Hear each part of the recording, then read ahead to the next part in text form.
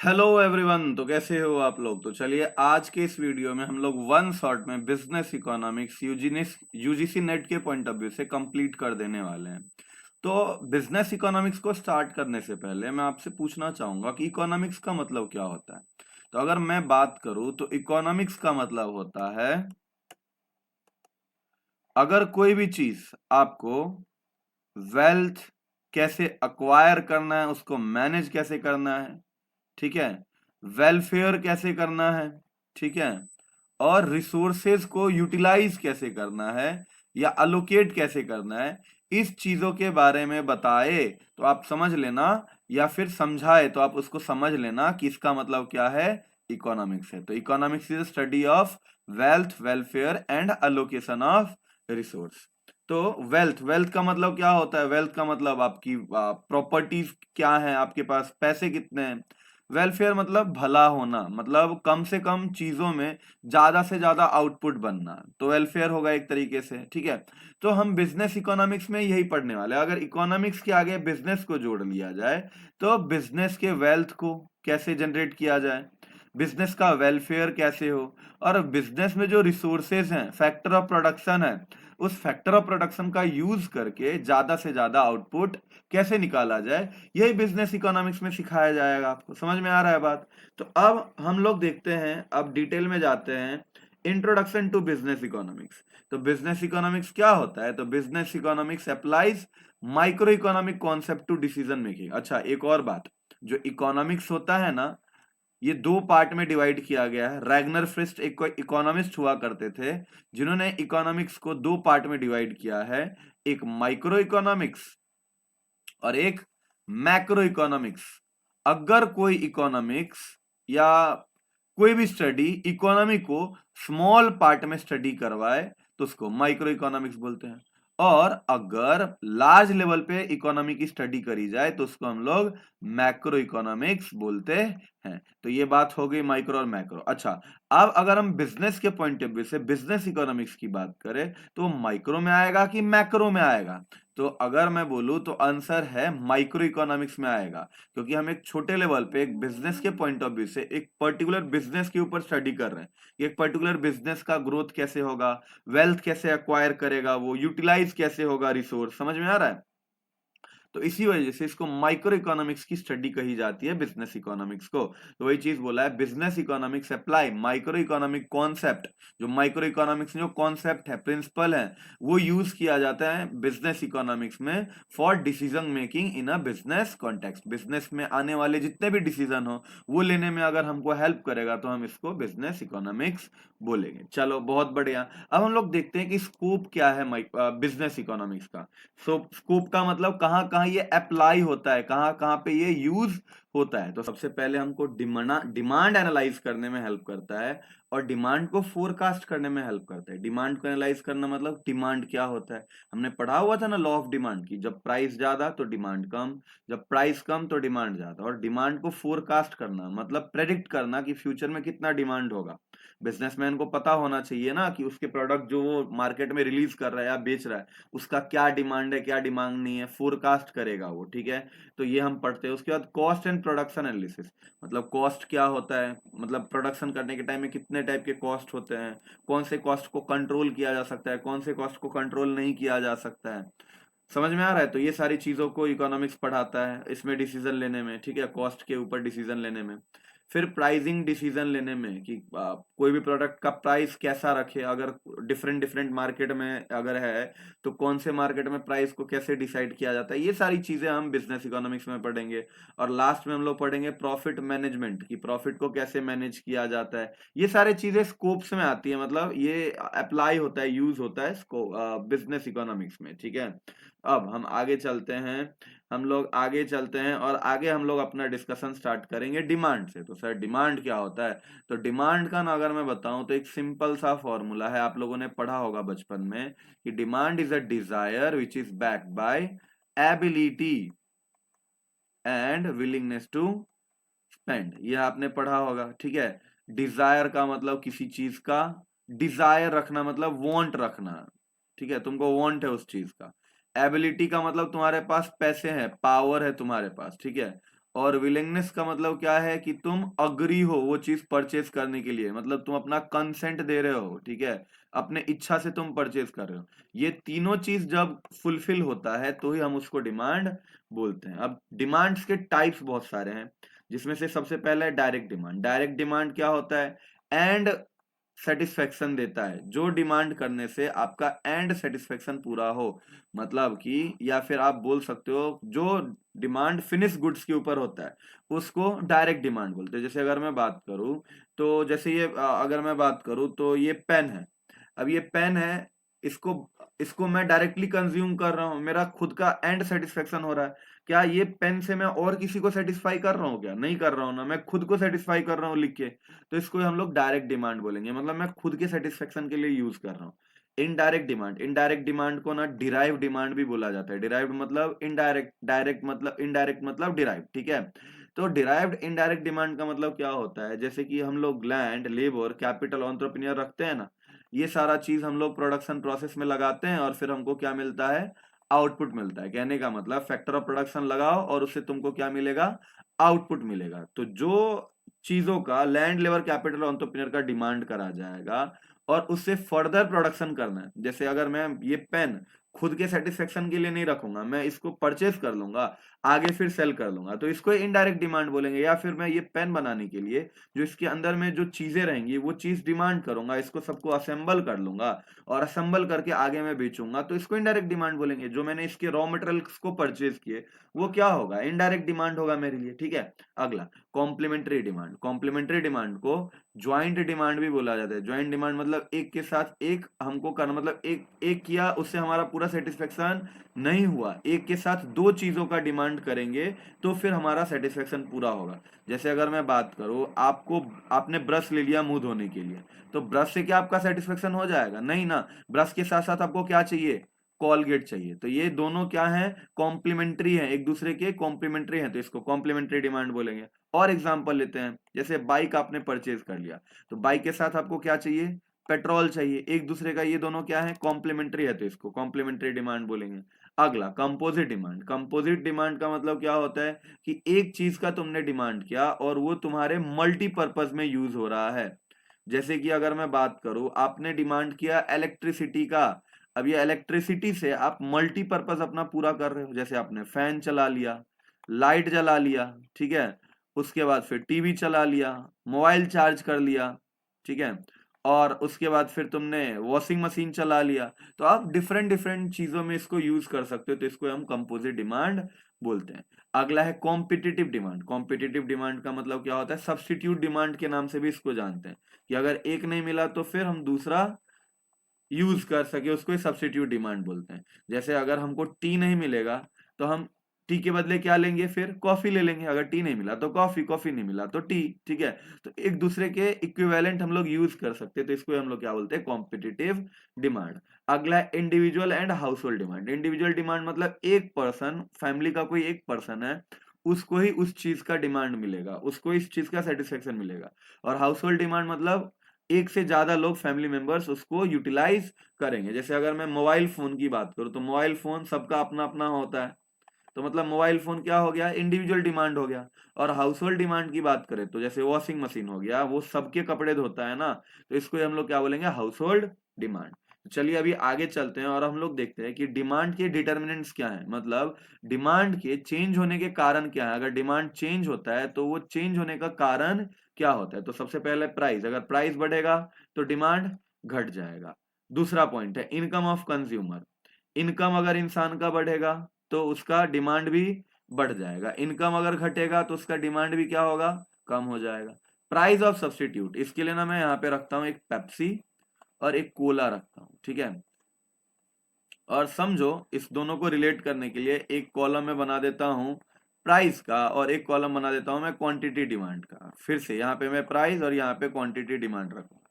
समझो पेप्सी और कोला ना दोनों 80-80 रुपीज के थे। मार्केट में 100 लोग थे, तो 50 लोग पेप्सी ले रहे थे और 50 लोग क्या ले रहे थे? कोला ले रहे थे। अचानक से क्या हुआ? पेप्सी मेरा मेन प्रोडक्ट है और उसका सब्सटीट्यूट कौन है? कोला है।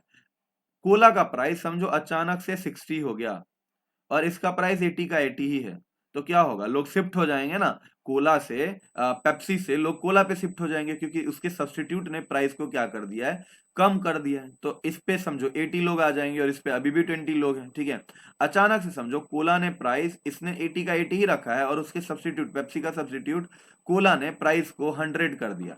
तो अब लोग कहाँ चले जाएंगे, अब लोग चले जाएंगे, अब लोग चले जाएंगे पेप्सी के ऊपर। तो पेप्सी का डिमांड 80 लोग करेंगे और 20 कोला का डिमांड करेंगे। तो देख रहे हो, आप लोग ऑब्जर्व कर रहे होगे कि इसका प्राइस सेम टू सेम है, लेकिन पेप्सी का सब्स्टिट्यूट उसके प्राइस में चेंज आने की वजह से, उसके प्राइस में चेंज आने की वजह से जो मेन प्रोडक्ट है उसका भी डिमांड में चेंज आ गया। तो अगर अगर मैं बात करूं सब्स्टिट्यूट गुड्स का प्राइस बढ़ेगा तो हमारा डिमांड बढ़ेगा मेन प्रोडक्ट का। अगर सब्स्टिट्यूट प्राइस का प्राइस घटेगा तो हमारा डिमांड क्या होगा, वो भी कम हो जाएगा। अब कॉम्प्लीमेंट्री डिमांड, कॉम्प्लीमेंट्री गुड्स के लिए भी सेम टू सेम देखते हैं। अभी हम लोग एक कॉलम बनाते हैं।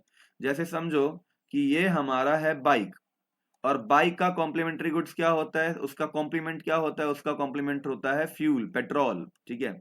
अब देखते हैं हम लोग, समझो पेट्रोल का प्राइस पहले 50 रुपीज था, तो लोग डिमांड कर रहे थे, यहाँ पे क्वांटिटी डिमांड है और यहाँ पे प्राइस है, ठीक है।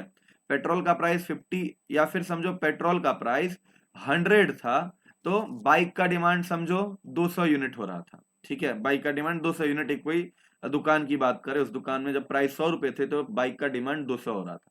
अचानक से पेट्रोल का प्राइस 200 रुपए हो जाएंगे, तो क्या बाइक के डिमांड में कम होगा कि बढ़ेगा, तो 200 से ये कम हो जाएगा, समझो 50 हो गया। अब समझो पेट्रोल का प्राइस 100 से अब 50 हो जाएगा, तो बाइक का डिमांड क्या हो जाएगा, 200 था ना पहले, तो अभी कितना हो जाएगा, 300 हो जाएगा।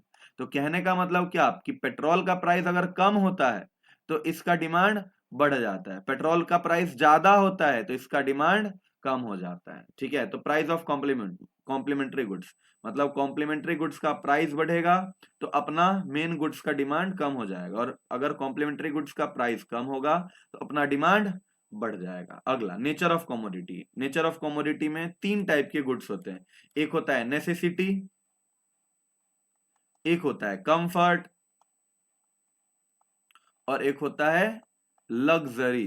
ये 3 टाइप के गुड्स होते हैं। हम डिपेंड करता है कि हम अपना डिमांड कब चेंज करेंगे, कब चेंज नहीं करेंगे।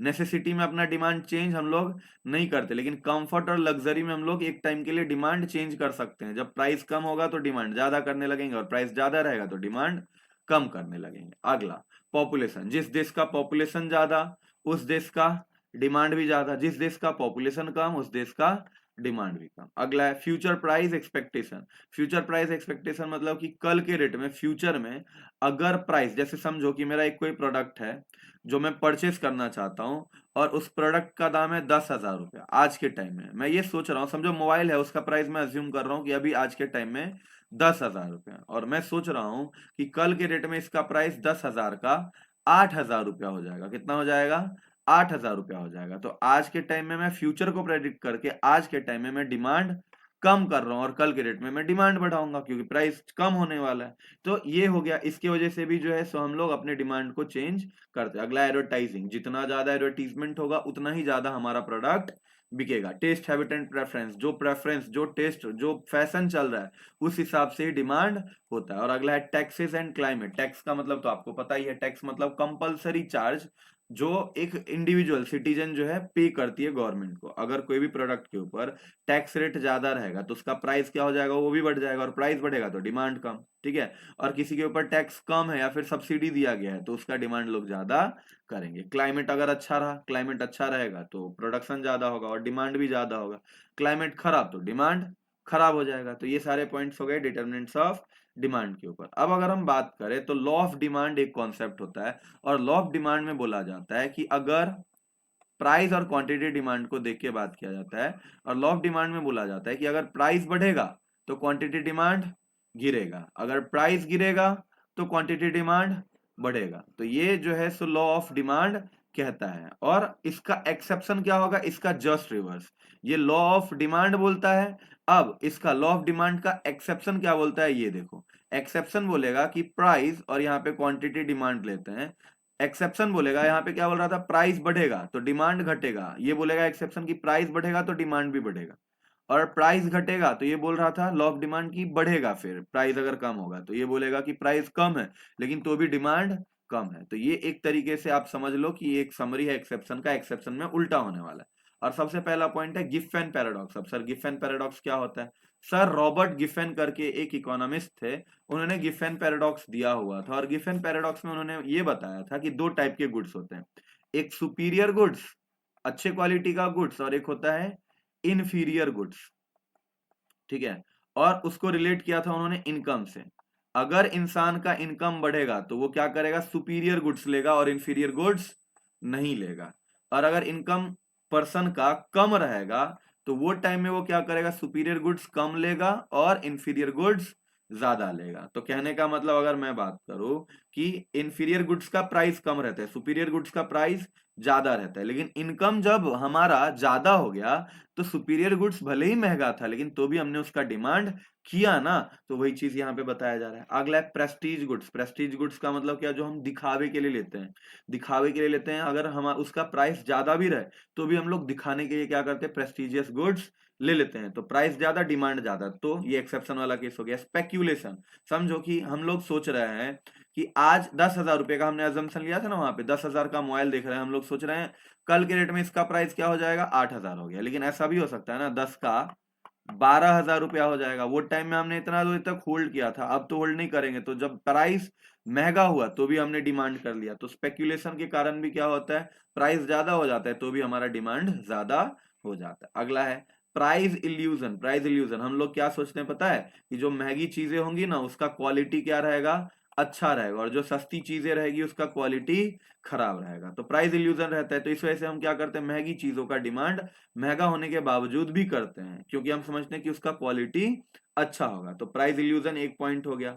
अगला अगर हम बात करें तो इग्नोरेंस। इग्नोरेंस का मतलब क्या होता है कि हम नहीं पहचान पाते, हम ढूंढ ही नहीं पाते। जैसे अगर समझो कि आप मार्केट में जाओगे तो आपको ना टॉयलेट क्लीनर के बहुत सारे ब्रांड्स दिखेंगे, जिसमें से एक हार्पिक ब्रांड दिखेगा और एक मुझे पता है कि आपने इसका नाम भी नहीं सुना होगा, एक रहता है फोर्स, ठीक है। अगर हार्पिक की बात करें तो इसका प्राइस ज्यादा रहता है, काम सेम करेगा, टॉयलेट क्लीन करेगा। और फोर्स, फोर्स का क्वालिटी सेम है लेकिन इसका प्राइस क्या रहता है, कम रहता है। प्राइस ज्यादा होने के बाद भी हार्पिक का डिमांड ज्यादा होता है क्योंकि लोग इसको जानते रहते हैं। और अगर फोर्स की बात करें तो प्राइस कम होने के बावजूद भी इसका डिमांड कम होता है। तो वही चीज तो एक्सेप्शन बोलता है कि उल्टा होगा लॉ ऑफ डिमांड का। तो इग्नोरेंस हो गया। अगला है हैबिचुअल गुड्स। हैबिचुअल, जैसे अगर कोई टी कंज्यूम कर रहा है, टी का प्राइस कितना भी ज्यादा हो जाए, और फैक्ट इनफैक्ट टी का प्राइस देखो कितना महंगा भी रहता है, लेकिन तो भी लोग डिमांड टी का करते हैं। क्यों करते हैं, क्योंकि वह हैबिचुअल गुड्स। समझ में आ गया बात। अगला है इमरजेंसी सिचुएशन। इमरजेंसी सिचुएशन को एग्जांपल लेने के लिए हम कोविड का सिचुएशन लेंगे। कोविड के सिचुएशन में सैनिटाइजर, ये सारी चीजें कितने महंगी बिक रहे थे, लेकिन तो भी हमने उसका डिमांड किया क्योंकि वो इमरजेंसी सिचुएशन था। तो प्राइस ज्यादा तो भी हमारा डिमांड बढ़ गया था। तो इमरजेंसी सिचुएशन में भी लॉ ऑफ डिमांड काम नहीं करता। अगला है फैशन चेंज। जैसे हम लोग देखते हैं ना, डिजाइनर वॉलेट, डिजाइनर कपड़े, डिजाइनर चीजें, क्लोथ्स, वॉलेट, बहुत सारी चीजें, डिजाइनर बेल्ट, शूज, ठीक है, पर्स, ये सारी चीजें बहुत सारे नए नए फैशन के हिसाब से आता है। और जब नया नया फैशन आता है तो उसका प्राइस क्या रहता है, ज्यादा रहता है, लेकिन तो भी लोग डिमांड उसका करते हैं, ठीक है। तो फैशन चेंज भी एक्सेप्शन आए में आएगा लॉ ऑफ डिमांड का। और अगला है डिमॉन्स्ट्रेशन इफेक्ट। डिमॉन्स्ट्रेशन मतलब दिखावा। दिखावा हमने पढ़ा था कहाँ पे, यहाँ पे भी पढ़ा था ना, तो इस दोनों को रिलेट कर लो। डिमॉन्स्ट्रेशन मतलब दिखाने के चक्कर में हम प्रेस्टिजियस गुड्स परचेस करते, महंगी महंगी चीज परचेस करते जबकि उसका प्राइस ज्यादा रहता है। तो ये हमने एक्सेप्शन भी देख लिया। अभी हम लोग देखते हैं इलास्टिसिटी ऑफ डिमांड। तो सर इलास्टिसिटी ऑफ डिमांड क्या होता है? इलास्टिसिटी ऑफ डिमांड का मतलब होता है कि हमने पढ़ा था डिमांड में, हमने देखा कि प्राइस की वजह से चेंज आ रहा है और बहुत सारी चीजों की वजह से चेंज आ रहा है, लेकिन वो कितने से चेंज आ रहा है। तो हम क्या करते हैं, इलास्टिसिटी ऑफ डिमांड में measure the change in demand due to changes in price. और बहुत सारे सारे प्रोडक्ट और बहुत सारी चीजें हैं ना जिसकी वजह से डिमांड पे फर्क आता है, जैसे इनकम, और समझे प्राइस ऑफ रिलेटेड गुड्स, और सब्स्टिट्यूट गुड्स। तो इन सब की वजह से, और ईटीसी हम लोग लिख देते हैं, इन सब की वजह से अगर हमारे डिमांड में चेंज होता है, लेकिन कितने से चेंज होता है वो मेजर करते हैं, तो उसको हम इलास्टिसिटी ऑफ डिमांड कहते हैं in simple. It measure responsiveness, responsiveness मतलब कैसा बिहेव कर रहा है demand, responsiveness of demand to price, income and other factor. Price की वजह से, इनकम की वजह से और बहुत सारे फैक्टर्स होते हैं, उसकी वजह से डिमांड कितना बिहेव कर रहा है, वही चीज हम इलास्टिसिटी ऑफ डिमांड में पढ़ेंगे। अब बहुत सारे फैक्टर्स है डिमांड को चेंज करवाने के लिए, लेकिन हम लोगों ने ना यहाँ पे बस 3 demand types of elasticity of demand पढ़ना है, ज्यादा नहीं पढ़ना है। देखा जाए तो इकोनॉमिक्स में बहुत सारे टाइप्स की इलास्टिसिटी होते हैं, लेकिन हमको 3 टाइप का इलास्टिसिटी ही पढ़ना है। मतलब प्राइस की वजह से डिमांड में कितना रिस्पॉन्स हो रहा है, इनकम की वजह से कितना डिमांड में रिस्पॉन्स हो रहा है, और लास्ट क्रॉस इलास्टिसिटी मतलब price of related goods, substitute complementary goods की वजह से डिमांड पे कितना रिस्पॉन्स हो रहा है, वो हम लोग पढ़ेंगे क्रॉस इलास्टिसिटी ऑफ डिमांड में। अभी आगे चलते हैं और हम लोग देखते हैं price of elasticity of demand के कितने टाइप हैं, एक एक करके पहले पढ़ेंगे। पहले प्राइस इलास्टिसिटी ऑफ डिमांड पढ़ेंगे, देन हम लोग क्रॉस इनकम देखने वाले। तो सबसे पहले प्राइस इलास्टिसिटी ऑफ डिमांड, जो बहुत इंपॉर्टेंट है, इससे एग्जाम में क्वेश्चन पूछते ही पूछे जाते हैं। अगर प्राइस इलास्टिसिटी ऑफ डिमांड की बात करी जाए तो प्राइस इलास्टिसिटी ऑफ डिमांड का मतलब प्राइस की वजह से डिमांड में कितना रिस्पॉन्स आ रहा है, कितना सेंसिटिविटी है डिमांड में, ये सारी चीजों को प्राइस इलास्टिसिटी ऑफ डिमांड हमको सिखाता है। अब इसके ना टोटल 5 पार्ट्स हैं, एक परफेक्ट इलास्टिक, दूसरा रिलेटिवली इनइलास्टिक, तीसरा यूनिटरी इलास्टिक, चौथा रिलेटिवली इलास्टिक और पांचवा परफेक्टली इलास्टिक। तो सर परफेक्टली इनइलास्टिक का मतलब क्या होता है? परफेक्टली इनइलास्टिक का मतलब होता है कि डिमांड में कोई रिस्पॉन्स नहीं हो रहा है, डिमांड में कोई रिस्पॉन्स नहीं हो रहा है। अगर प्राइस में रिस्पॉन्स हो भी रहा है तो भी डिमांड में कोई रिस्पॉन्स नहीं हो रहा है, तो इसको हम लोग क्या बोलते हैं? Perfectly inelastic. अगला है रिलेटिवली इनइलास्टिक। रिलेटिवली इनइलास्टिक क्या बोलता है कि डिमांड में थोड़ा रिस्पॉन्स होगा लेकिन प्राइस में ज्यादा, डिमांड कम परसेंटेज से चेंज होगा और प्राइस ज्यादा परसेंटेज से। लेट्स से एग्जांपल, डिमांड में बस 10% से चेंज आया और प्राइस में 20% से चेंजेस आए, ठीक है, तो उसको हम लोग रिलेटिवली इनइलास्टिक डिमांड बोलते हैं। अगला है यूनिटरी इलास्टिक, मतलब डिमांड में जितने परसेंटेज से चेंज आया उतने परसेंटेज से ही प्राइस में भी चेंज आया। मतलब समझो 10% से प्राइस कम हुआ और 10% से डिमांड इंक्रीज किया, तो उसको हम लोग क्या बोलते हैं? Unitary elastic demand. चौथा है रिलेटिवली इलास्टिक। रिलेटिवली इलास्टिक बोलता है कि डिमांड में ज्यादा रिस्पॉन्स आएगा और प्राइस में कम चेंजेस आएंगे, मतलब कम रिस्पॉन्स आएगा। समझो डिमांड बढ़ा है 50% से, ठीक है, और प्राइस घटा है 20% से, तो प्राइस में कम चेंज हुआ है और डिमांड में ज्यादा चेंज हुआ, तो इसको रिलेटिवली इलास्टिक डिमांड बोलते हैं। और परफेक्टली इलास्टिक का मतलब क्या होता है? डिमांड में बहुत ज्यादा चेंज आया, इन्फिनिटी चेंज आया, पता नहीं अपने को कितना चेंज आया, लेकिन प्राइस में कोई भी चेंज नहीं आया, तो इसको हम लोग क्या बोलते हैं? Perfectly elastic demand. अगर इन सब के वैल्यूज की बात करें तो इसका वैल्यू होता है, परफेक्टली इन इलास्टिक का वैल्यू होता है 0, रिलेटिवली इन इलास्टिक डिमांड का वैल्यू होता है लेस देन 1, और अगर यूनिटरी इलास्टिक का हम वैल्यू पूछे तो ये 1 होता है। रिलेटिवली इलास्टिक का अगर हम वैल्यू बताएं तो इट इज ग्रेटर देन 1, और अगर हम बात करें परफेक्टली इन इलास्टिक तो ये इंफिनिटी होता है। तो 0, less than 1, equal to 1, greater than 1, infinity. वो जो चीज मैंने बताया वही चीज यहाँ पे। एग्जाम्पल की बात करें, अगर परफेक्टली इलास्टिक मतलब डिमांड में चेंज नहीं आएगा प्राइस में चेंज होने के बाद, तो मेडिसिन, मेडिसिन में के डिमांड में कभी भी चेंज नहीं आता है, प्राइस में कितना भी चेंज हो जाए, ठीक है। अगला relatively in elastic. Relatively in elastic में देखा था कि डिमांड में कम चेंज आ रहा है और प्राइस में ज्यादा चेंज आ रहा है, ठीक है।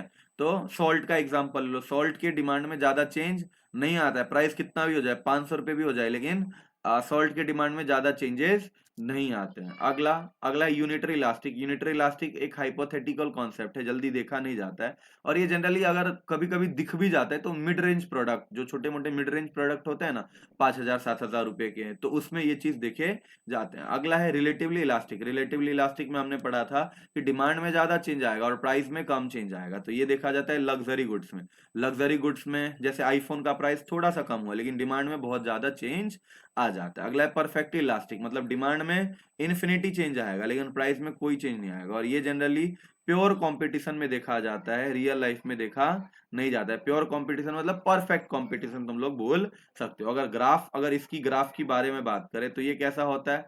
वर्टिकल लाइन होता है, ठीक है। अगर इसकी बात करें, मैं ड्रॉ नहीं कर रहा हूँ डायग्राम, आप लोग अपने बुक से देख लेना, ये रिवीजन लेक्चर है। ये स्टीपर कर्व होता है, रेक्टेंगुलर हाइपर होता है unitary elastic, flat downward sloping curve होता है रिलेटिवली इलास्टिक डिमांड, और अगर हम बात करें हॉरिजॉन्टल तो आपको याद रखना है कि परफेक्टली, इधर मत देखो, ये साइड आपको स्क्रीन पे कुछ नहीं दिख रहा है। परफेक्टली इन इलास्टिक की अगर बात करें तो ये कैसा होता है? वर्टिकल होता है, ठीक है। अगर रिलेटिवली इन इलास्टिक की बात करें तो ये स्टीपर कर्व होता है। कैसा कर्व होता है? Steeper curve. यूनिटरी इलास्टिक की बात करें तो ये क्या होता है? हाइपरबोला की तरह होता है, रेक्टेंगुलर हाइपरबोला। और रिलेटिवली इलास्टिक की बात करें तो रिलेटिवली इलास्टिक होता है फ्लैटर कर्व। और परफेक्टली इलास्टिक कैसा होता है? हॉरिजॉन्टल लाइन होता है। तो ये आपको याद रखना है, एग्जाम में पूछा ही जाएगा। और एक और पॉइंट आपको याद रखना है, रेवेन्यू पे किसका इंपैक्ट आएगा। तो अगर परफेक्टली इन इलास्टिक डिमांड है, इन इलास्टिक वाले जो रहेंगे ना, उसकी वजह से रेवेन्यू के ऊपर इंपैक्ट पड़ेगा। अगर प्राइस बढ़ाया जाएगा तो रेवेन्यू भी बढ़ जाएगा। तो देख रहे हो यहाँ पे परफेक्टली इलास्टिक और रिलेटिवली इन इलास्टिक में, परफेक्टली इन इलास्टिक और रिलेटिवली इन इलास्टिक में बोला है total revenue increases with price.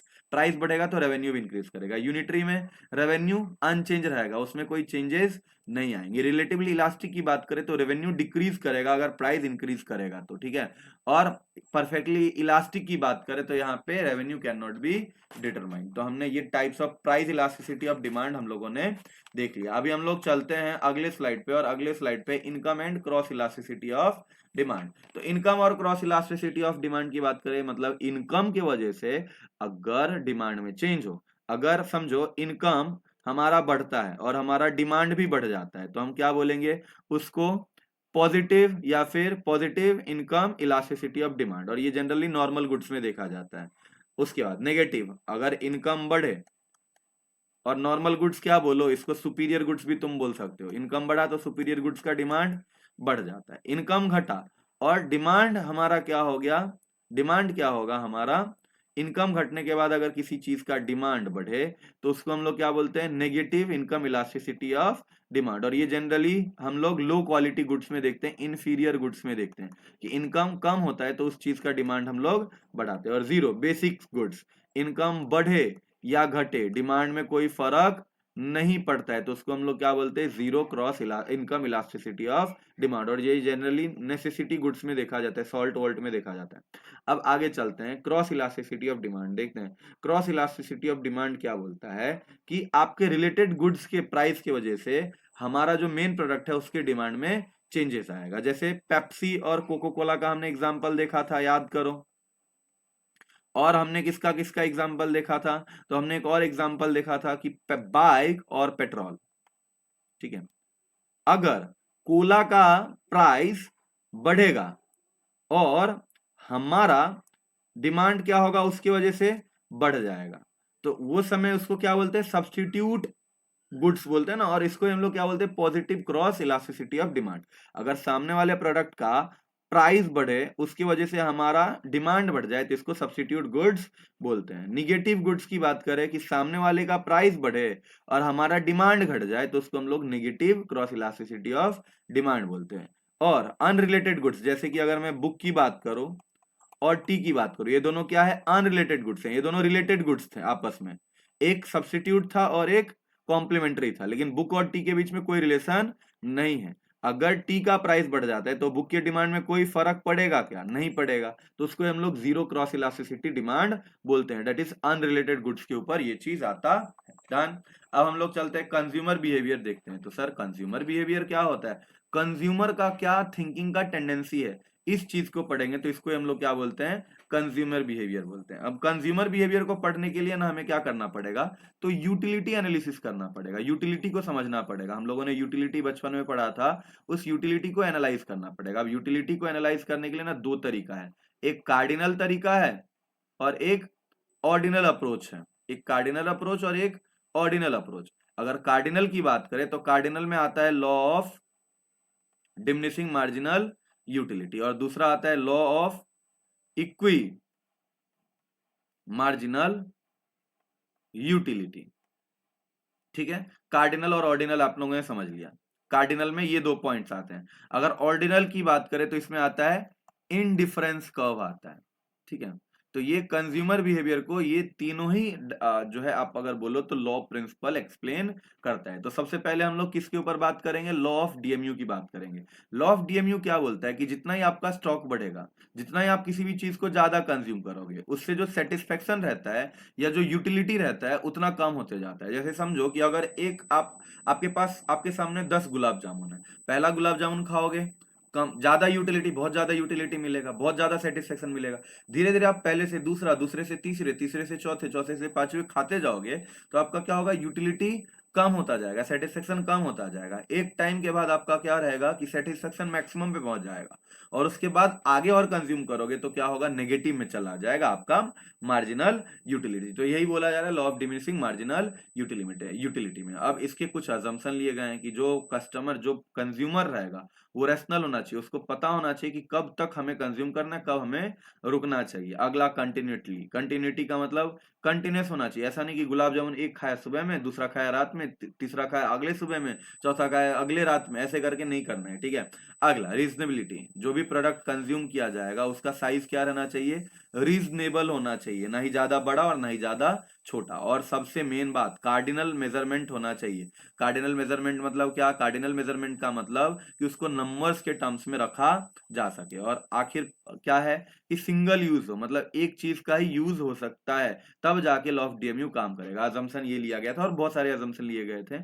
आगे एक्सेप्शन, एक्सेप्शन का मतलब क्या होता है, लॉ क्या बोल रहा है कि अगर हमारा स्टॉक बढ़ेगा या फिर अगर हम कंजम्पशन ज्यादा करेंगे तो हमारा क्या रहेगा, हमारा यूटिलिटी कम हो जाएगा या फिर हमारा सेटिस्फेक्शन क्या हो जाएगा, कम हो जाएगा। एक्सेप्शन में क्या बोलेगा कि आप ज्यादा कंज्यूम करोगे तो भी आपको यूटिलिटी ज्यादा मिलेगा, आप कम कंज्यूम करोगे तो भी आपको यूटिलिटी कम, मतलब समझ में आ रहा है, उसका रिवर्स पूरा पूरा।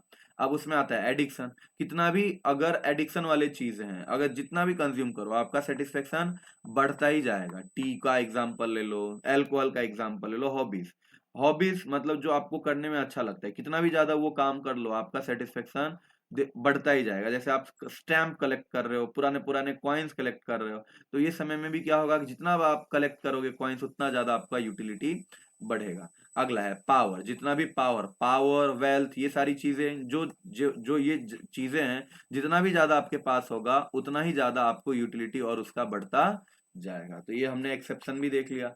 अभी हम लोग आते हैं अगला law, that is law of equi marginal utility. Law of equi marginal utility क्या बोलता है कि अब यहाँ पे ना दो प्रोडक्ट के ऊपर बात करी जा रही है। समझो, इसको समझने के लिए ना हम लोग एक अजम्पशन लेते हैं। यहाँ पे ये दो प्रोडक्ट हैं, समझो एक प्रोडक्ट है यहाँ पे ए और दूसरा प्रोडक्ट है बी। समझो ना तुम्हारे पास कंज्यूमर के पास, अजम्पशन लेते हैं, अज्यूम करते हैं कंज्यूमर के पास टोटल ₹9 है, ठीक है। और एक यूनिट ए परचेज करने के लिए तुमको खर्चा करना पड़ता है ₹1, और एक यूनिट बी को भी परचेज करने के लिए तुमको खर्चा करना पड़ता है ₹1, ठीक है, एक एक रुपया खर्चा करना पड़ता है। तो इंसान कब जाके अपना सेटिस्फेक्शन खत्म, मतलब कब जाके अपना कंजम्पशन करना बंद कर देगा। समझो, जब मार्जिनल यूटिलिटी कमोडिटी ए का स्टार्ट कितने से हो रहा है, 32 से। मार्जिनल यूटिलिटी ऑफ कमोडिटी कितना स्टार्ट हो रहा है, 28 से।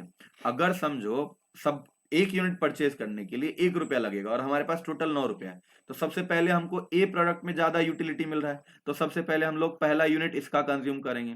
दूसरा हम देखेंगे marginal utility of commodity B, उसका उसके बाद हाईएस्ट रैंक है, तो दूसरा रुपया हम यहाँ पे खर्चा करेंगे।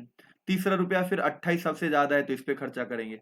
फिर 24 सबसे ज्यादा है तो ₹4 यहाँ पे खर्चा हो गया। 24 है तो पांचवा रुपया यहाँ पे खर्चा करेंगे। 20 छठवा, ठीक है।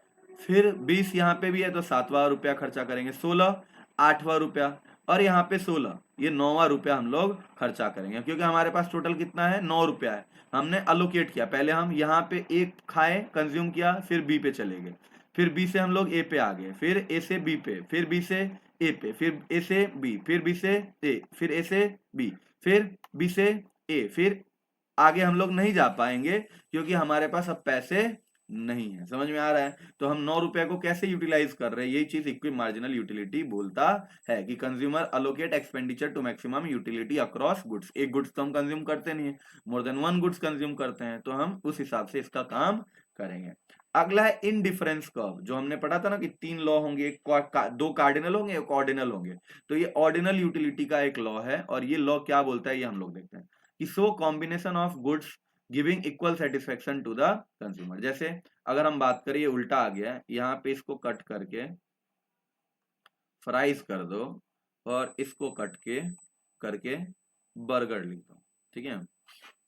समझो, एक बर्गर खाओ या फिर 35 फ्राइज खाओ, बात बराबर होगा।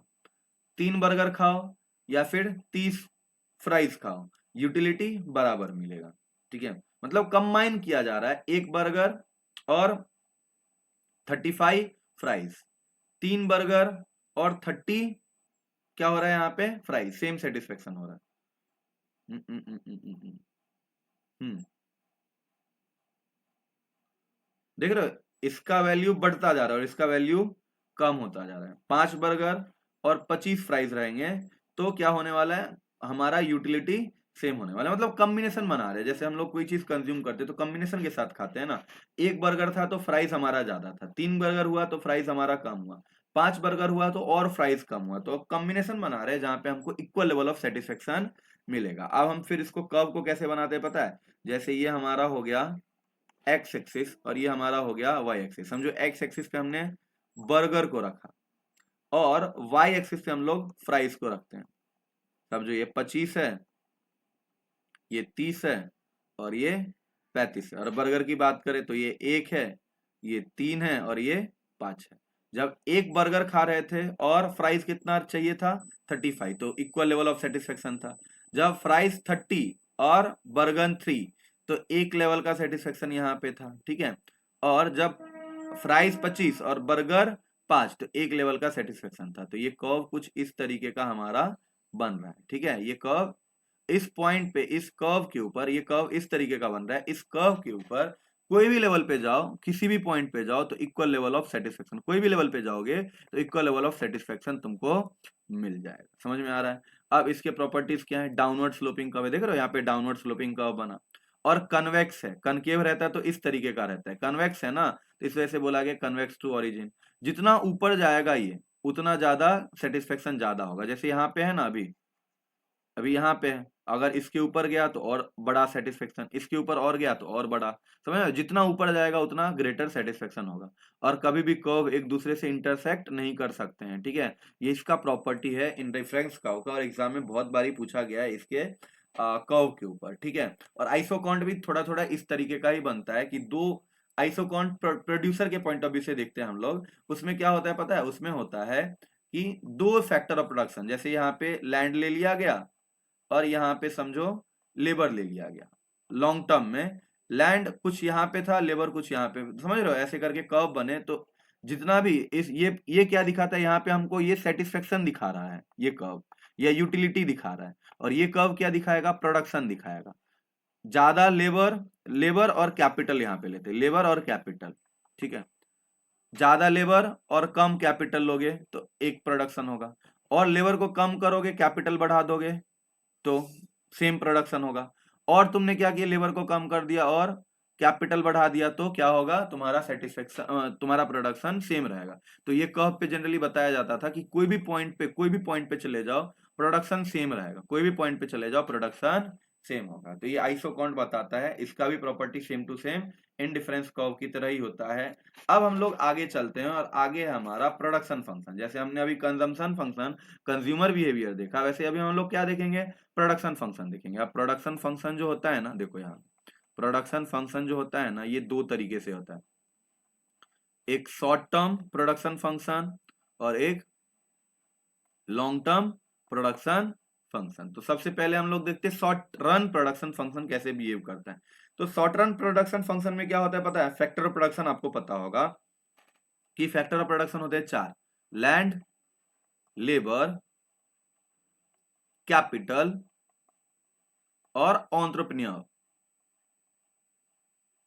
ये जो 4 फैक्टर होते हैं ना, ये 4 फैक्टर में से एक फैक्टर क्या रहेगा, फिक्स रहेगा, और बाकी फैक्टर्स क्या रहेंगे, एक एटलीस्ट फिक्स रहेगा और बाकी सारे वेरिएबल होंगे। तो output changes when one factor is varied while other are constant. मतलब एक फैक्टर हमारा वेरिएबल होगा और बाकी जितने भी फैक्टर रहेंगे वो क्या रहेंगे, फिक्स रहेंगे, या वाइस वर्सा। ठीक है, तो वो सिचुएशन में हम लोग क्या बोलते हैं कि शॉर्ट रन प्रोडक्शन फंक्शन ऐसा ही रहता है। तो देखो यहाँ पे स्टेटमेंट क्या लिया गया है, मोर यूनिट ऑफ वेरिएबल फैक्टर, जैसे एग्जांपल इंक्रीजेस द आउटपुट, मतलब सारे फैक्टर फिक्स हैं और एक फैक्टर वेरिएबल है। तो एक जो वेरिएबल फैक्टर है उसको अगर इंक्रीज करेंगे तो हमारा इनिशियली आउटपुट भी इंक्रीज करेगा, प्रोडक्शन भी इंक्रीज करेगा, लेकिन धीरे धीरे एंड क्या होगा कि हमारा प्रोडक्शन क्या होने लगेगा, कम होने लगेगा, रेशियो कम होने लगेगा। तो अजम्पशन क्या लिया गया है, तो अजम्पशन लिया गया है कांस्टेंट टेक्नोलॉजी रहे, और टेक्नोलॉजी में चेंज ना आए।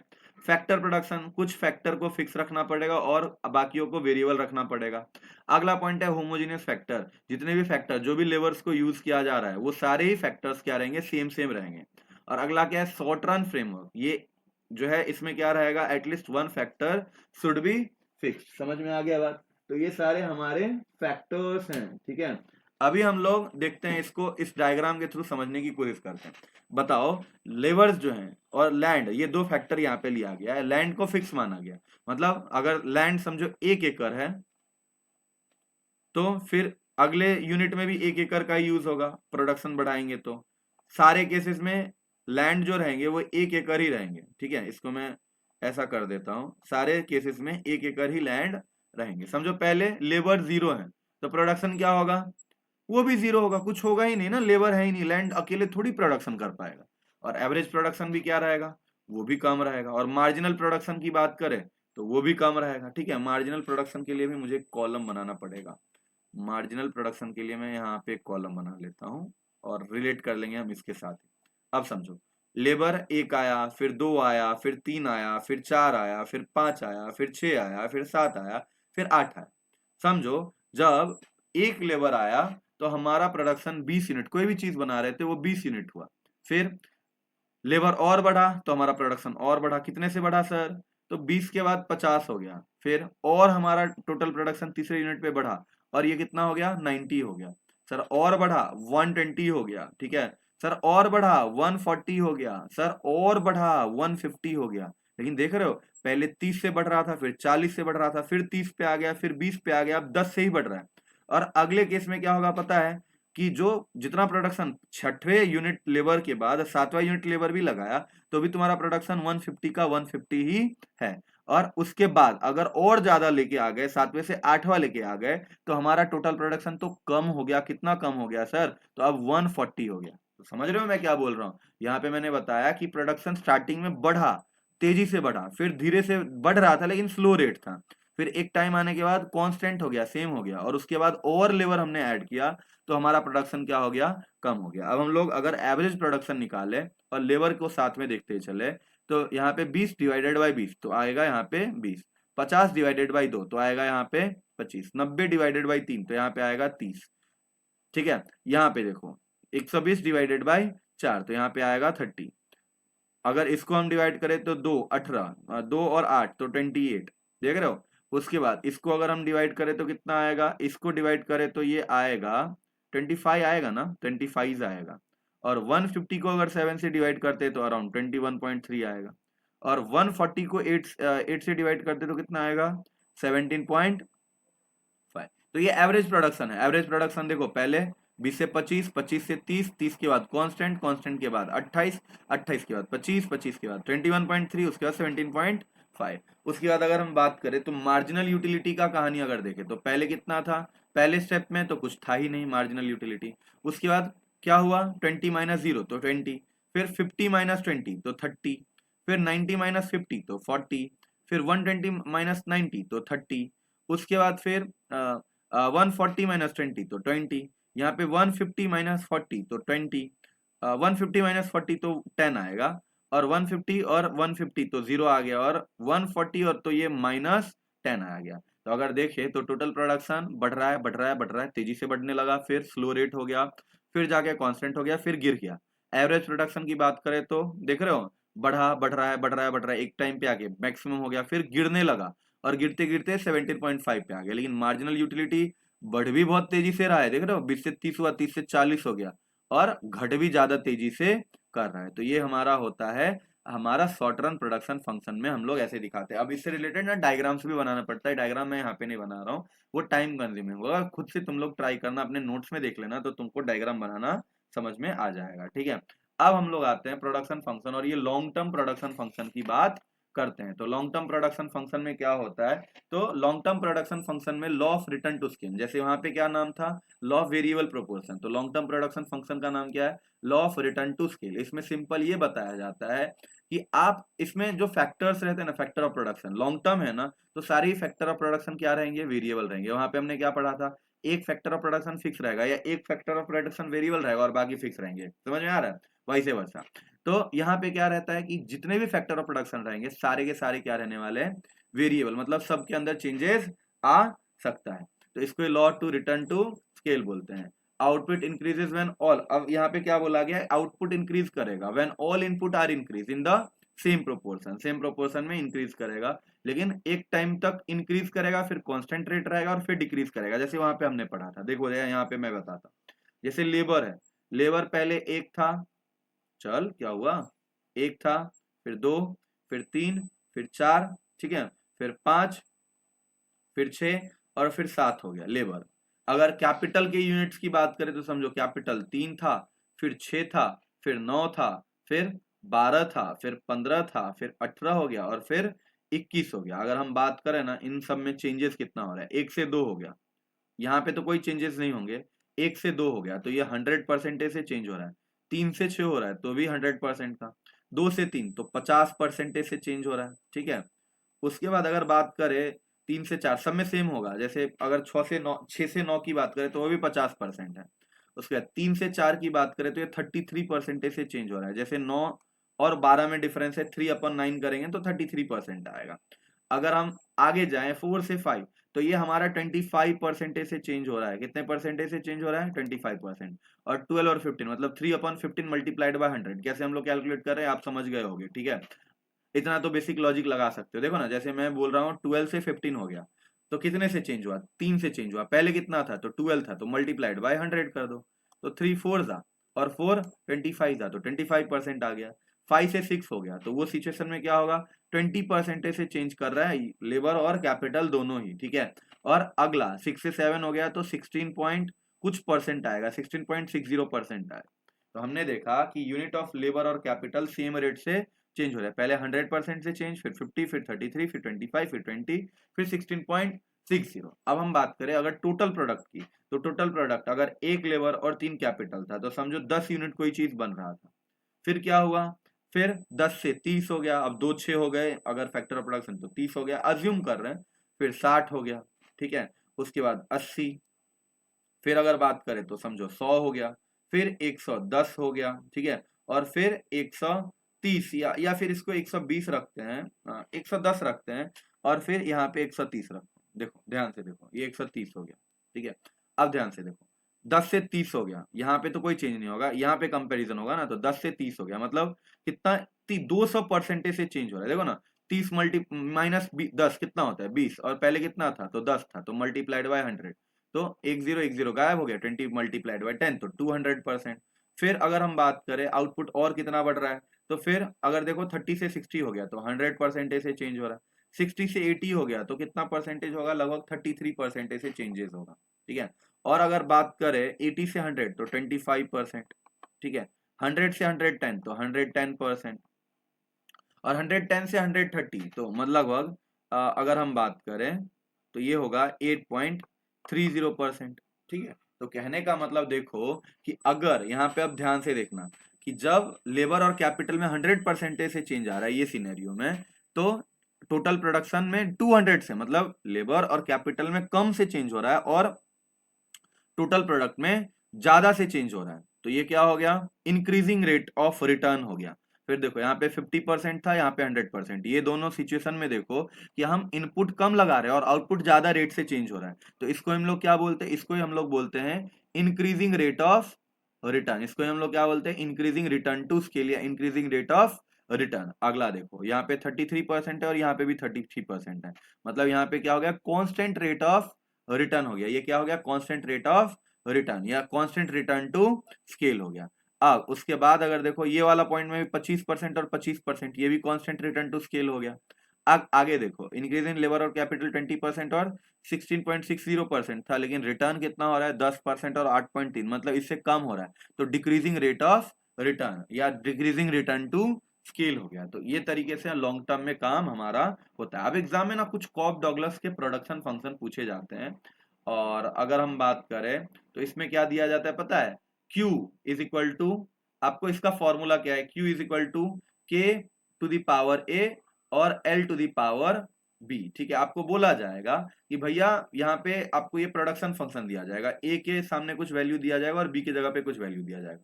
जैसे आपको क्वेश्चन में दिया जाएगा Q इज इक्वल टू के रेट 0.8 प्लस L पावर 0.2, ठीक है। तो आपको कुछ नहीं करना है, आपको इसको और इसको ऐड कर देना है। इस दोनों को ऐड करने के बाद वैल्यू क्या आएगा, वैल्यू आएगा ए बी को ऐड करके 1 आएगा। अगर 1 आ रहा है तो इसको हम लोग क्या बोलेंगे, कांस्टेंट रिटर्न टू स्केल। क्या बोलेंगे, कांस्टेंट रिटर्न टू स्केल, ठीक है। ये बोल देंगे लॉन्ग टर्म में हमारा कांस्टेंट रिटर्न हो रहा है, ये लिखेंगे। अब समझो दूसरा सिनेरियो लेते, ये पहला सिनेरियो था। क्वेश्चन में दिया रहेगा Q is equal to k to the power 0.7 plus L to the power 0.13, ऐसा आपको दिया रहेगा। तो आप फिर क्या करोगे, k और L को ऐड करोगे। k और L को ऐड करने के बाद आपको क्या आएगा, 0.83 आएगा, यही आएगा ना, 83 आएगा, ठीक है। तो अभी आप क्या करोगे, देखोगे कि ये ग्रेटर देन 1 है, इक्वल टू 1 है या लेस देन 1 है। तो इसका सर वैल्यू क्या आ रहा है, इसका वैल्यू आ रहा है लेस देन 1। तो ये क्या कहलाएगा, डिक्रीजिंग रिटर्न टू स्केल। ये बहुत सिंपल है आपको, लेकिन एग्जाम में कंफ्यूज कर सकता है। डिक्रीजिंग रिटर्न है ये, ठीक है। अब तीसरा सिनेरियो देखते हैं। तीसरे सिनेरियो में हम लोग देखते हैं कि Q दिया हुआ है और इसका वैल्यू दिया हुआ है k to the power 0.8 plus L to the power 0.3। तो अभी इसका वैल्यू, इस दोनों को ऐड करेंगे पावर वाले वैल्यू को, तो कितना आएगा, 1.1 आएगा, विच इज, इसका वैल्यू क्या है, value which is greater than 1। तो ये क्या होगा, इंक्रीजिंग रिटर्न टू स्केल, ठीक है। तो आपको इस तरीके से एग्जाम में काम करने का, डन, क्लियर। अभी चलो आगे चलते हैं हम लोग। आगे चलते हैं हम लोग, कॉस्ट के कुछ कॉन्सेप्ट पढ़ते हैं कि कॉस्ट क्या होता है। और कॉस्ट जनरली खर्चा जो कंपनी को आता है उसको हम लोग क्या बोलते हैं, कॉस्ट बोलते हैं। अब ये कॉस्ट के कितने टाइप्स होते हैं, तो सबसे पहला होता है अपॉर्चुनिटी कॉस्ट। इसके ऊपर क्वेश्चन एग्जाम में पूछा जा सकता है, मैच द कॉलम करके। तो अपॉर्चुनिटी कॉस्ट क्या होता है, तो अपॉर्चुनिटी कॉस्ट मतलब एक चीज तुमने छोड़ा है। जैसे अगर तुम्हारे पास 100 रुपए थे, अब तुम 100 रुपए में बहुत काम कर सकते थे।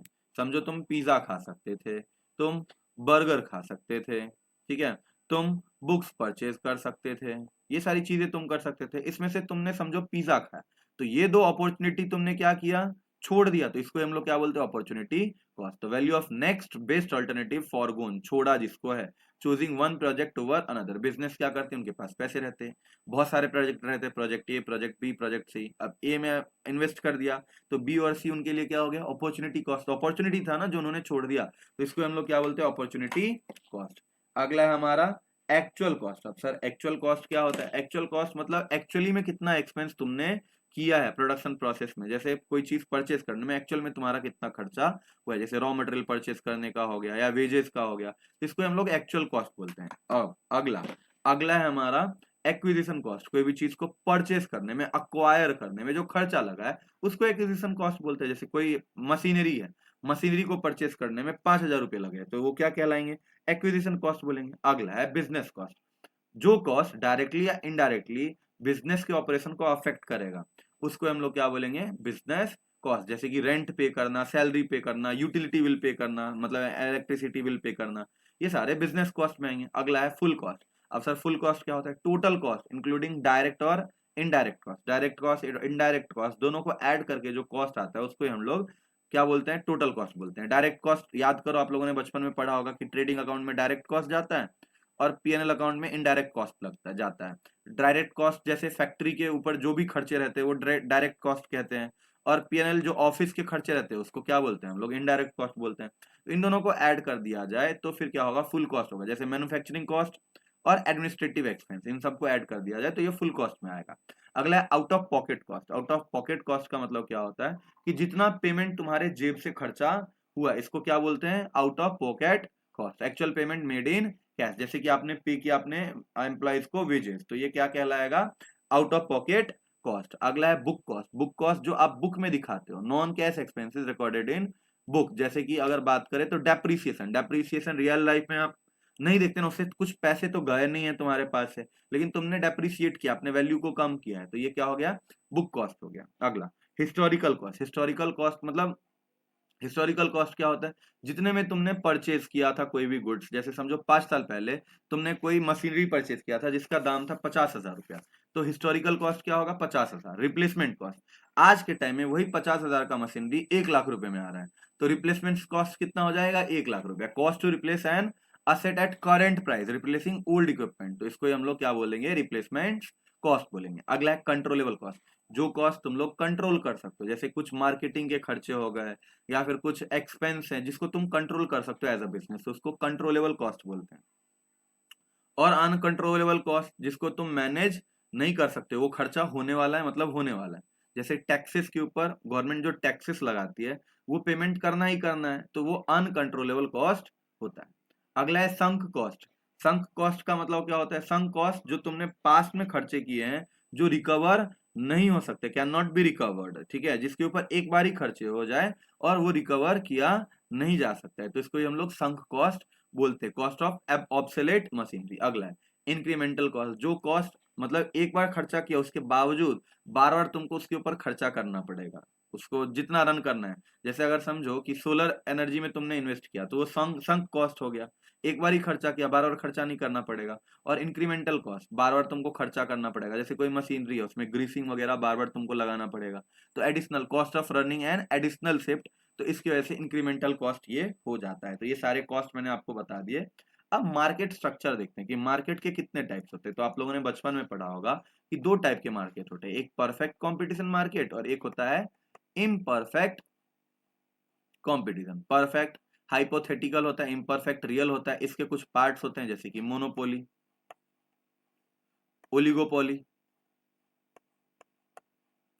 और मोनोपोलिस्टिक। तो अगर हम बात करें कुछ फीचर्स की, तो जैसे अब परफेक्ट, ये तीनों जो हो गए ना, ये तीनों कौन हो गए, इम्परफेक्ट हो गए, ठीक है, ये तीनों। तो परफेक्ट कंपटीशन की बात करें तो यहाँ पे लार्ज नंबर ऑफ फर्म्स रहेंगे, लार्ज नंबर ऑफ सेलर रहेगा, लार्ज नंबर ऑफ बायर रहेगा। प्रोडक्ट कैसा रहेगा, होमोजेनियस मतलब सेम सेम। और प्राइस इलास्टिसिटी इनफाइनाइट रहेगा, थोड़ा सा तुमने प्राइस में चेंज कर दिया ना, तुम्हारा डिमांड कैसे भागेगा तुम देख लो। और इस मार्केट में कंट्रोल हम प्राइस को नहीं कर सकते परफेक्ट कॉम्पिटिशन में। अगला मोनोपोली की बात करें तो यहाँ पे फर्म भी एक है और इंडस्ट्री भी एक है, ठीक है। और ये प्रोडक्ट कैसा बना रहा है, यूनिक प्रोडक्ट बना रहा है, उसका कोई क्लोज सब्सटीट्यूट नहीं है। और प्राइस इलास्टिसिटी ऑफ डिमांड एकदम स्मॉल रहेगा या फिर ना के बराबर रहेगा। क्यों, क्योंकि हम क्या कर रहे हैं, एक सब्सटीट्यूट गुड्स कोई है ही नहीं उसका, तो अगर हम प्राइस बढ़ा दे तो उसके डिमांड पे कोई इफेक्ट नहीं आएगा। तो इसी वजह से बोला गया है कि degree of control of price सबसे हाई रहता है, हम कंट्रोल कर सकते हैं, बहुत ज्यादा कंट्रोल कर सकते हैं प्राइस को बनाने के टाइम में। यहाँ पे प्राइस टेकर होता है और यहाँ पे प्राइस मेकर होता है, हम दाम अपने हिसाब से बनाएंगे। अगला है मोनोपोलिस्टिक कंपटीशन, यहाँ पे लार्ज नंबर ऑफ फर्म रहेगा एक इंडस्ट्री में, ठीक है। और प्रोडक्ट कैसा रहेगा, हेट्रोजीनियस रहेगा, मतलब अलग अलग रहेगा, ठीक है। मोनोपोलिस्टिक कंपटीशन की बात करें तो अलग अलग रहेगा, डिफरेंशिएट कर सकते हैं प्रोडक्ट में, ठीक है। और प्राइस इलास्टिसिटी ऑफ डिमांड क्या रहेगा, लार्ज रहेगा। क्यों, क्योंकि हम लोग क्या कर रहे हैं, डिफरेंशिएटेड गुड्स बोल रहे हैं, लेकिन एक दूसरे के सब्स्टिट्यूट में उसको यूज किया जा सकता है। अगला degree of control over price considerable रहेगा, अगर आपका क्वालिटी अच्छा है तो आप प्राइस ज्यादा रख सकते हो, तो भी लोग डिमांड करेंगे। लेकिन आपका क्वालिटी खराब है, सारे लोगों की क्वालिटी के बराबर है और तब आप प्राइस बढ़ा दोगे तो फिर आपका तो बैंड बज जाने वाला है मार्केट में। ओलिगोपोली, ओलिगोपोली में क्या होता है, फ्यू फर्म्स होते हैं, मतलब कुछ ही फर्म्स रहते हैं जो होमोजेनियस प्रोडक्ट भी बना सकते हैं और हेट्रोजीनियस प्रोडक्ट भी बना सकते हैं, ठीक है। सेम सेम टाइप का रहेगा। अगर इसको रिलेट करना रहेगा ना मोनोपोली को, तो इसको रेलवे से रिलेट कर लो, इंडियन रेलवे। मोनोपोलिस्टिक की बात करो तो सोप बनाने वाली कोई कंपनी, बहुत सारी कंपनी है ना, उसको रिलेट कर लो यहाँ पे। और ओलिगोपोली में हम लोग एयरप्लेन्स कंपनी, ठीक है, इनका एग्जांपल ले सकते हैं। या फिर टेली कम्युनिकेशन जैसे कि जियो, एयरटेल और वीआई, कुछ ही फर्म्स है ना, होमोजेनियस प्रोडक्ट और हेट्रोजीनियस प्रोडक्ट भी बनाते हैं। दोनों सबका काम एक होता है कि वो इंटरनेट फैसिलिटी देंगे, कॉलिंग फैसिलिटी देंगे, लेकिन क्वालिटी सबका अलग अलग होता है, किसी का इंटरनेट अच्छा होता है, किसी का इंटरनेट खराब होता है। और प्राइस इलास्टिसिटी ऑफ डिमांड ये कम रहेगा, क्योंकि जैसे अब जियो ने अचानक से प्राइस कम कर लिया, ठीक है, तो डिपेंडेबल है एक दूसरे के ऊपर। लेकिन एयरटेल ने बहुत टाइम तक अपना प्राइस ज्यादा रखा था, जब मार्केट में पता चला कि इनकी तो बैंड बज रही है तब इनको मजबूरन प्राइस करना पड़ा। और degree of control over price, तो कंट्रोल हम लोग सम अमाउंट में कर सकते हैं। जैसे जियो क्या करता है, मार्केट लीडर है, मार्केट लीडर है तो वो क्या कर रहा है, मार्केट में अपना प्राइस अपने हिसाब से तय करता है। तो ये टाइप्स ऑफ मार्केट था, ठीक है। अब हम लोग जो है ये लेक्चर को यहीं तक रहने देते हैं। अब कैसे प्राइस डिटरमाइन होता है और कैसे कर्व कैसे ड्रॉ होते हैं इन सारे मार्केट्स का, ये सब कुछ इसमें इंक्लूड करें तो फिर टेंशन हो जाएगा, मतलब नहीं हो पाएगा। इसको याद करने के लिए आप क्या कर सकते हो ना, आपको प्राइस डिटरमाइन करने के लिए बोला जाएगा तो आप कॉस्ट और रेवेन्यू का कॉन्सेप्ट याद रखना, कॉस्ट और रेवेन्यू। जब कॉस्ट ज्यादा रहेगा और रेवेन्यू कम रहेगा तो वो टाइम में लॉस होगा। और जब रेवेन्यू कर्व, जैसे मार्जिनल रेवेन्यू कर्व मार्जिनल का कॉस्ट कर्व को नीचे से कट करेगी, तो वो टाइम में प्राइस डिटरमाइन किया जाता है। और सिंपल आपको ये याद रखना है कि नॉर्मल प्रॉफिट कब होगा, जब कॉस्ट और रेवेन्यू क्या रहेगा, सेम रहेगा या ज्यादा रहेगा, रेवेन्यू ज्यादा और कॉस्ट कम। और अगर लॉस की बात करें तो क्या होगा, रेवेन्यू कम है और कॉस्ट ज्यादा है। तो इस तरीके से आप रिलेट करके इसको कर सकते हो। आई होप आपको बहुत सारे कंटेंट्स मैंने एक छोटे से वीडियो में आपको क्लियर करवा दिया होगा। आपको वीडियो अच्छा लगा होगा तो आप जरूर कमेंट करिएगा, लाइक वाइक मत करिए, कमेंट करिएगा, मुझे भी जानना है कि कितने लोग ये वीडियो को देख रहे हैं। तो फिर मुझे भी मोटिवेशन मिलेगा और सारे कंटेंट्स बनाने के लिए। तो मैं आप लोगों से बस यही रिक्वेस्ट करूंगा कि आप कमेंट सेक्शन में बताओ कि आपने वीडियो देखा है कि नहीं देखा है, ताकि मुझे पता चले कि कितने लोगों ने वीडियो देखा है, कितने लोग को इन्फॉर्मेटिव वीडियो लग रहा है। अगर कुछ कमियां हैं तो वो भी आप लिखिए, तो मैं वो कमियों को दूर करने के पीछे अपना काम करने वाला हूँ, ठीक है। तो चलिए मिलते हैं अगले यूनिट के साथ, अगले कंटेंट के साथ। तब तक के लिए tata bye bye, see you.